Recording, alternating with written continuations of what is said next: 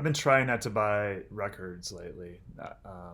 Just trying to save some money and enjoy what I have, pull out things I haven't heard in a while. But when you're in a record store, it's kind of hard not to buy something, especially when you see something like Waylon and Willie's record used for $7.99, and you pull it out and it's like super shiny and in really good condition. So I picked this up yesterday. I'd heard of this record, but I'd never actually heard it. I really dig it. I really dig it. I mean, I definitely have heard "Mama, Don't Let Your Babies Grow Up to Be Cowboys." I wasn't even, for some reason, I thought that was Willie. I don't remember necessarily hearing Waylon on that, but I got a kick out of. I mean, just the song title, "The Year 2003 minus 25," which was 1978 when this came out. The songs with both of them are excellent. Even when it's not both of them, it starts off like the first side has three, that's both of them, and then you like kind of alternate. You've got a Willie song, Waylon, Willie, and they sing each other's songs sometimes too. And then on the other side, you've got two of them together duetting, and then another three songs where they're kind of trading off. But I feel like it sustains a flow really nicely. I like it. I've listened to it twice. I'll keep listening to it for sure, and it makes me want to go further down into Waylon's songs too. I don't know him super well. I remember having like an essential, one of those, I think, 2 disc CD things of his stuff, and I always liked "Only Daddy to Walk the Line." I just think it's such a great song. I remember seeing that video on YouTube or something and having it on repeat for a while. So that was my experience going to the record store yesterday. But I also, just browsing through, looking at different sections, came across a section for one of my favorite bands, especially back in the late 80s and early 90s. I mean, I was pretty obsessed with them. I don't really listen to them much anymore, but I find it very disappointing when people mess around with track listings. It's one of my pet peeves. I mean, I don't mind like taking an album, like the White Album, a double album, and kind of curating it down to your own mix. Something that's overly long, something that's from the CD era where they're just loading up too many tracks. Don't have a problem with that, doing that on your own, or even as a special like re-release, as long as they let you know up front. The problem I have is when they do it to an album and they don't tell you. So somebody that's buying something for the first time and gets turned on to it wouldn't even know. I'm talking about this album by Jane's Addiction. No, I don't have it on vinyl because I'm not going to support something that takes a song away. And some people might think, well, it's Pigs and Zen. It's on the self-titled one, which I also don't have because it's like $300 right now on vinyl. Jane's Addiction, the self-titled one, which is excellent. All three of these albums are excellent, including Ritual, Dale, Habitual. But Pigs and Zen is on the live album. It's kind of mixed whether it was actually live or not, but it sounds like it.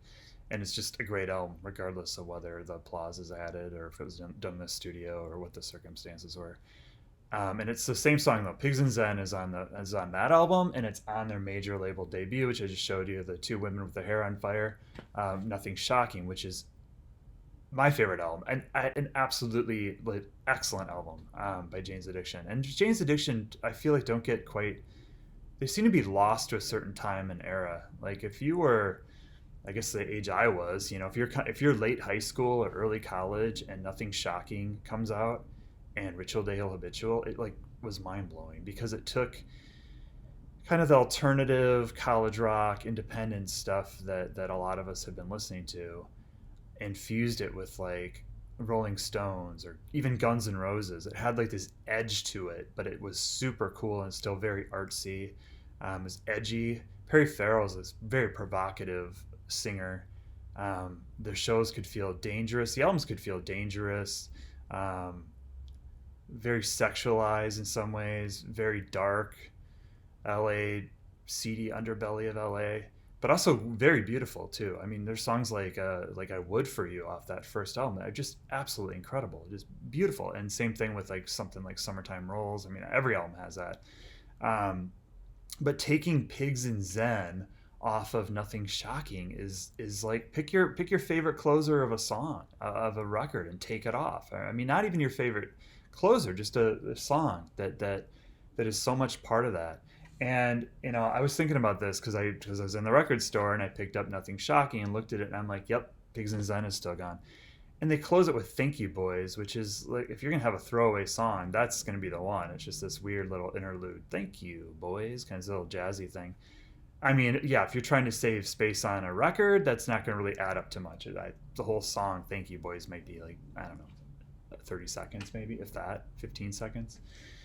So I was looking up the lyrics. I remember, I'm like, these two versions of Pigs and Zen are not the same. They're certainly not the same version, but even like the song, the lyrics are different. And it really comes, the main difference is in the Perry rap that happens towards the end of the song. All right, I am messing up my video here. I want to do this right. I don't want to screw up the lyrics here. I can't read my own handwriting where I wrote these down. Yeah, I should have been a doctor. Missed my calling there. But the first one, the live one, the self-titled Triple X Records 1987 album with the version of Pigs and Zen, is "Oh Baby, I know about war, but I just want to copulate. I know about pain and suffering and being cold, but I just want to... Pig is led to the slaughter.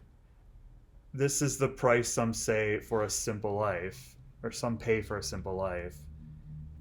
But I do feel good for him," I think he says, "Pigs and Zen," something like that.